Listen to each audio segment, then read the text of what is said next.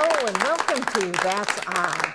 I'm Nadia Giordana and we have a fun show lined up for us today. But first, my co-host, Lynn Garthwait. Hello. How are you? Swell, swell. What are we going to be talking about today? We've got a today? fun one again today. I think they're always fun, but we're going to be talking about odd hobbies, odd pastimes, and odd inventions. Of course. So, I mean, people have a lot of time on their hands, right? Or presumably. And not all hobbies are mainstream, like quilting and knitting, and I don't know what men do for hobbies, putting together model airplanes, golf. Yep. Not all hobbies are that normal. No, and those wouldn't be fun to talk about anyway. Not at all. We like odd things, as usual. So I came across a couple. I know you did too. One of the ones I thought was the goofiest is called extreme ironing, of all things.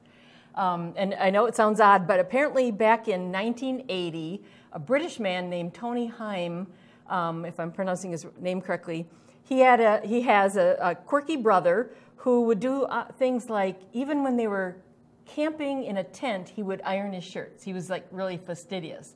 And the brother, Tony, thought that was so crazy, he thought, I'm going to one-up that. So he set out to place himself in weird places ironing, and then would have photos or videos of him doing it. So like one of the first places was in a telephone booth, or on top of a telephone booth.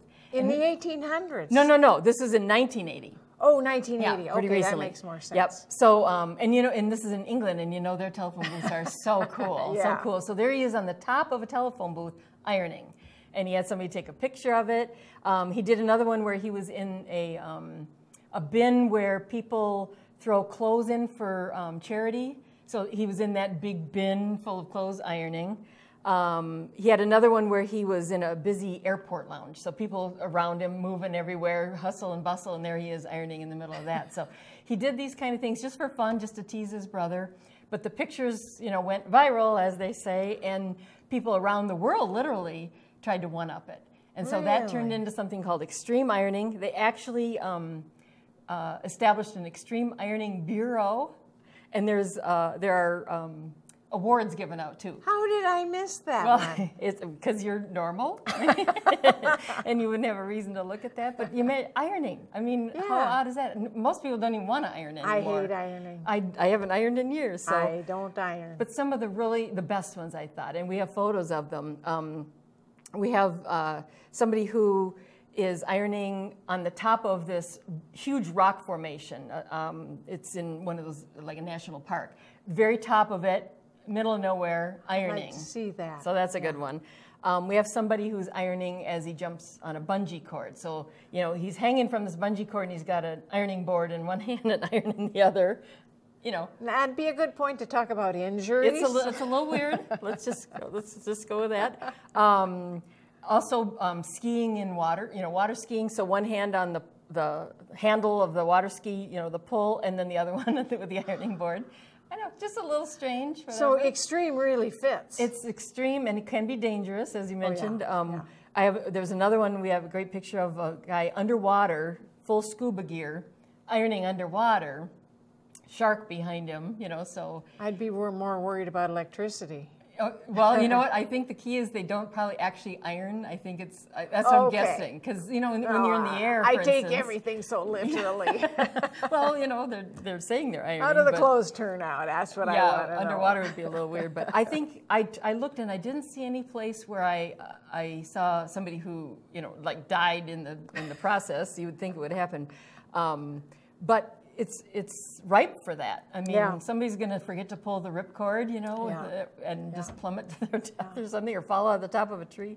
So just one thing. A little odd. I did catch Odd Job one time hanging from the joists in our basement ironing. So, you know, I think he's just trying to show off his prehensile tail, but, you know, he wanted in on it. So anyway, it's an odd hobby. That's a good one. And let's see what I've got going on here.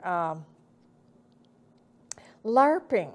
Do you know what LARPing is? Never heard of that. I didn't either until I saw it online. Because some of these pastimes show up on the resumes at work? That's the ones I was looking at. What people list on their resumes as far as their pastimes.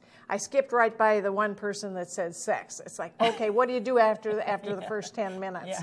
You know, come on, that's not a pastime. But I saw LARPing, LARPing, and it's live action role play. Oh, okay. And I wondered if... We're back to the sex thing then. You could put that in there That's as part of it. I think these are characters in costume. I don't know if it's like Dungeons and Dragons. Right. Or But, Comic-Con or one of those. Yeah. Or the Star Trek sort of things. Yeah. Okay, maybe that's it. Yeah. But So they thought enough of it to put it on a resume. they put it on their resume. Makes you wonder what job they were applying for. Well, some people put drinking as a hobby on their resume. I mean, come on. They just want to show that they're just your average folk or something. Just average Oh folk. my goodness. Okay. That's a good one. Well, I also listed storm chasers, and now that has a couple of things. You know, there are legitimate storm chasers, meteorologists who literally use that to go in and measure velocity and things like But that. I with think their of it as a instruments. pastime. But yeah, there are other ones who just purely do it as thrill seekers. They're not they're not scientists. They're not in that. But You see them out on the road all the time when there's a storm. yeah, and they I've often seen have like cameras set up on their roof of their car or other gauges and things like that. So it is a thrill-seeking kind of thing. I mean, a high adrenaline. I secretly but- want to be a storm chaser. You do? I really secretly want to be a storm So chaser. when a storm comes in your neighborhood, do you go out in it or do you stay in the house? My husband won't let me. I have gained a lot of common sense, but I really want to. Well, it would be cool. I mean, it's an incredible thing. The weather at that situation It's a magnetic draw. Yeah. If I actually saw the funnel, I think I'd be running the other direction. Right. But and they do too. I mean, they don't drive. I mean, they get close to things like that. And I did look into see if there were any known deaths by storm chasers. And the only ones that came up were ones that had more of a fatigue factor. Because think about, they often drive for hours from one state to another, whatever, to chase these storms that they see. So long drive time. Then there's a long sit time while they wait for the right timing, and then drive into it. Hydroplaning is a problem. There was one group, though, with, I think Timmer is his last name, part of his group of storm chasers that... Oh, dear. Okay. Picked up the So car. there are cases like that. It sounds like driver's fatigue has added to some other issues. Big time, and stuff. because they're driving all the time trying to chase those storms. But And trying to get across the country to get to where the storm's going to be before it becomes the storm. Exactly. Yeah. So, high adrenaline rush. But If I was 20, I'd be doing I can't wait that. to see you out there doing that. Take pictures. Oh, let's see what else is out there. Oh, learning odd languages like Klingon and Wookiee. Okay. Who wants? These might be Trekkies. Sure. That'll be that same group. I don't know if does Star Wars has a language in that Probably. show too? I mean, there's Yoda speak. But, Oh yeah, but, that that's one not too. really a core language. And those creatures. But yes, learning make-believe languages. Now, how do they know they're right about what they have, or are they the ones that make up these languages, then memorize them? Well, maybe a combination. I mean, the people who wrote the series, like a Star Trek series, they always infuse a few words into those, but it's got to be somebody else who's come in and established a bigger language. So I don't know how that works. Of course, they use some of that language on the TV program. Right. So maybe that's the little piece, like cracking a code. You have this much, so you can extrapolate what the rest of the language little bits might be. Legitimate, whatever. But okay, that's a little odd. I know Pig Latin. Yeah, there you go. You can talk to anybody. Everybody knows that one. Everybody but that's does. the thing. You have a limited number of people you can speak with if you're talking those languages. So, okay, that's cool. So I have another kind of fun one. They call it yarn bombing, which makes it sound like it's something like a terrorist sort of thing. Yeah. But and some of them call it yarn storming. But basically, is people who enjoy knitting will go into urban areas and cover urban settings with yarn. So it might be a light pole or a traffic light. Oh, like the pole. TP. Kind of like that, but it's more like a wraparound sort of thing, where they've created, or a hydrant. A little more artistic. They actually, form their little knitting thing in the shape of the hydrant, so they can put it over like it's a little outfit things like that. Or fences, that's another common one where, you know, they might have multicolored kind of a montage of things or little creatures or something, you know, arrayed on a Never fence. seen that anywhere. But wouldn't it be fun to see? Yeah. I mean, to walk into a town. I'd recognize it now if I saw something like that. Yarn bombing. And I understand it started in a small town where some woman who owned a little boutique shop had made a little yarn cozy for her doorknob. And somebody thought that was really cute and made something bigger and better, and it kind of just blew up from there. So. It's well beyond the toaster cover. Oh yes, absolutely. And yeah, out in the streets, it's kind of a, it's graffiti, but it's kind graffiti because you don't have to scrub it off, you don't have to paint over it. If you want to take it down, if the city wants to take it down, you just take it off. It's subject to weather, of course. I imagine. So it started looking rain. shabby after a few rains. So you'd have to kind of keep replacing it. But it's like I said, it's an urban thing. People have done it a little bit in forest kind of areas, but it doesn't hold up as well in that environment. So I mean, that's fun. I think yarn bombing. It sounds like a fun one. That's harmless. Right. It's harmless. It doesn't destroy any property and can be easily removed. Well, I have one. This one that I saw. This is an invention. And this is an invention that's like, what was this? It had to be a man. What was this man thinking? And it's called an anti-pervert hairy stockings. Okay. So these are nylon stockings that young ladies can put on that make their legs look like just a ball of fur. So nobody will be attracted to them. So that no one would be attracted enough to attack them. Notwithstanding that rape and sexual assault is an act of violence and has nothing to do with superior attraction, and the man can't help himself. This man, he's obviously from that mindset. But when you think about it, the girl would have to wear this everywhere she went in order to be fully protected. And probably never make any friends at all. No. Go to the office. Yeah. I mean, somewhere out there will be some guy who thinks that's super sexy, and then she's got a problem. Oh, that would be a wrong turn, wouldn't it? And she'd be leading mom because it's not the real her. You know? It's like wearing those tattoo sleeves. As soon as you take them off, you know, the thing that attracted that person the most to you is gone. So, okay, that is really weird. That who is very thinks strange. Things I like don't know. That guy had too much time on his hands. Too much time, and how do you attach hair to? I'm definitely going to get a picture of that. Yeah, that'd be a good one. I've got a couple of odd inventions too. One is an ice cream lock. So I thought this was hysterical. Yeah, what's that? So it's a lid that can go on your, you know, Ben and Jerry's ice cream case, but it's got a little lock on it, like a little digital lock. And so only you can get into it. Your family and friends can't get into your ice cream. Wait a minute. These are paper cartons. I could find a way. I know. My husband would be right through the bottom of that. Yeah, cut through the bottom, whatever. I know. Kind of seems like a waste of money, possibly. I did look it up. It's sold on Amazon for $20. Gee. So, yeah. And by the way, after I looked up a few of these things and looked at them on Amazon, I just know my inbox is going to be filled with these really odd things that now they think I want to buy. Yeah, when you look those things, odd things up, they pop up even on your Facebook page as ads. Yes, exactly. Yeah. So I'm doomed because I looked up quite a few of these. Well, let's see if I can find some. Well, and here's one. This actually kind of could be fun.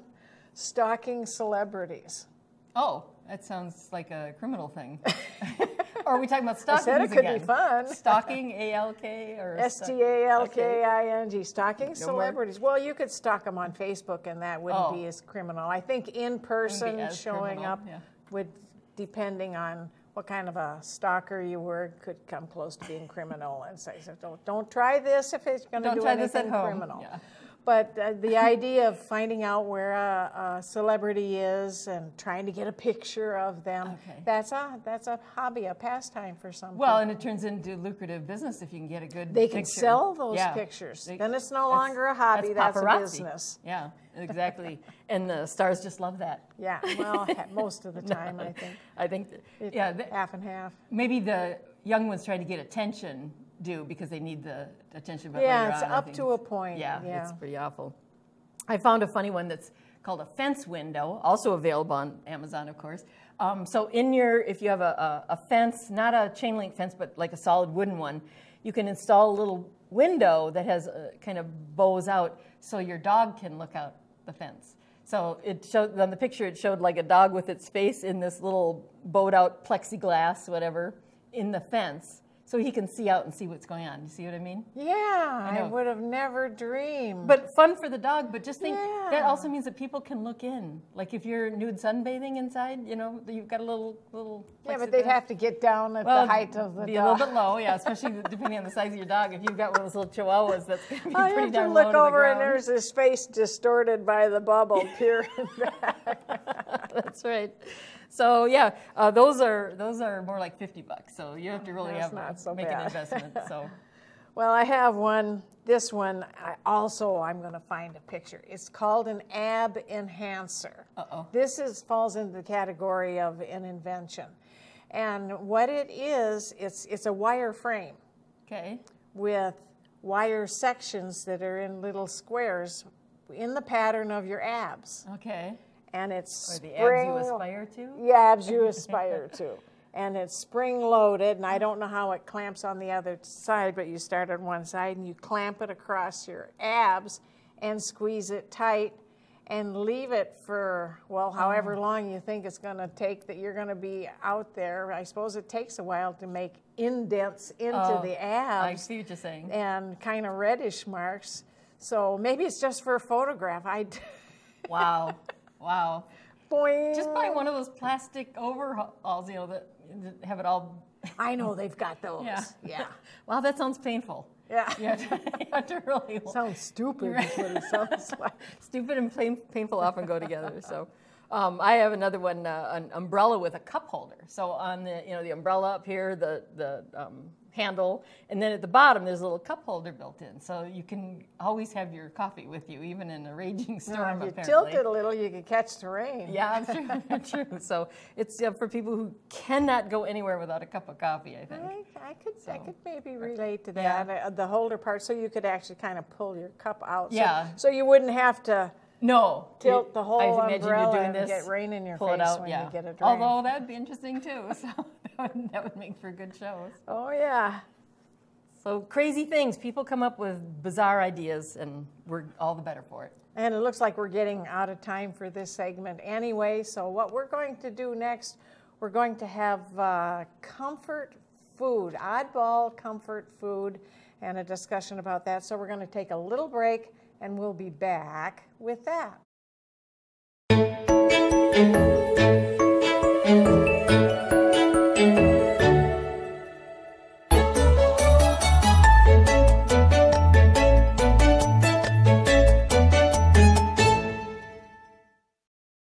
Welcome back. We're here for another part of our segment of the odd contests, hobbies, and things like that. And now we have an odd food segment. And Nadia is known for food items. I think it's going to be fun. It's always going to be odd. So what do you have today? Well, today is, have you ever had comfort food that is so just plain ordinary but pure comfort, that your go-to comfort food that other people say, what's that? Well, that's what I'm going to show you today. I'm going to share it with you, Lynn, so you'll get a chance to taste it. Is this like since childhood, that kind of thing? Or? I started doing this as a kid. Okay. And I don't remember why. Probably because that's all we had in the house. Right. I don't know. I'll put this with this. So everybody loves bologna sandwiches. But that's not how I do it. No mayo, no lettuce, no tomatoes, none of those interesting things on a bologna sandwich. Well, first of all, I've got a couple slices of white bread. Wonder bread is great. Anything white, you could probably... The softer the better? Is that maybe peel these crusts off. Let's get real fancy. Oh boy. I don't like the crusts of the bread. I can see that you started this as a kid. Has a bitter taste. Yeah, so we'll take the crust off. All right. Now I brought in some bologna. And this is the real thick cut. Oh, with the peel and everything. With the skins on. Okay, this is fancy bologna. This is a little fancier than I had as a kid, but we did have to peel the skins. Yep. This is real simple. Bread, bologna, Okay. I put don't need to take ice notes. in there to keep it nice and cold while we Excellent. got here. Butter instead of mayo. Oh, sure. I'm Now- not a big mayo fan, so that sounds like it'd be something. For the show, I'm doing whipped butter because it'll spread better, but at home, usually I suffer through the torn bread and all that goes Yep. along You with don't believe it. in microwaving your butter to soften it up? Oh, no, no. That'd be Then it would crazy. get too soft. That's crazy. Yeah, Yeah, and there's no such thing as like stopping it before it gets soft. No, and if it isn't exactly the right consistency, the whole sandwich is ruined. Oh, okay, okay. So Actually, I'm going to stick with whipped butter. This is nice. Yeah, that's working. Yeah, I made one last night. So be I had generous. to practice. Well, you're thorough. Every little. Oh, it has to go all out to the edges. You have Wow. to have every inch covered. So, okay, there you go. Then potato chips. Oh, I see where this You is layer going. in potato chips. So it's got the crunch and the salt. Yeah, and oh, I'm wait. very careful about how I put in I my see potato that. chips. They have to go every inch. Yeah. This is such a fun sandwich. Well, you might as well take the time to do it right. There's perfect. That'll fit right in the middle. You could have been a bricklayer I could have.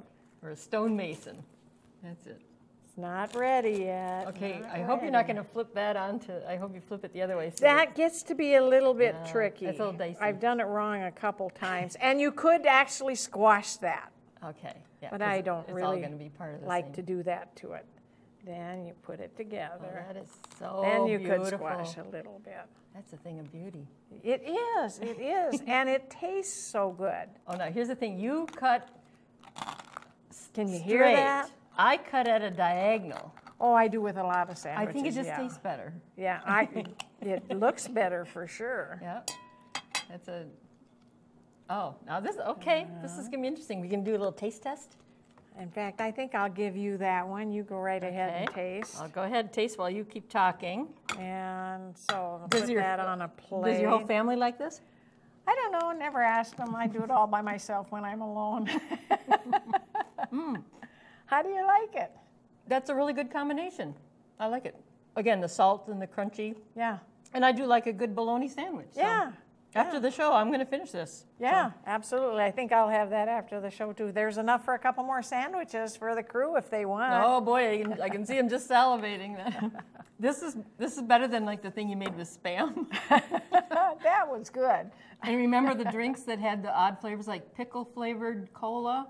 I remember one of them was vomit, and we wouldn't drink that. Yeah, we one. didn't drink that. We just looked at it. Yeah. And we just so I have something I didn't bring. I didn't have I couldn't think of like something odd like that. I mean, I'm sure I eat odd things. I eat Braunschweiger, which a lot of people hate.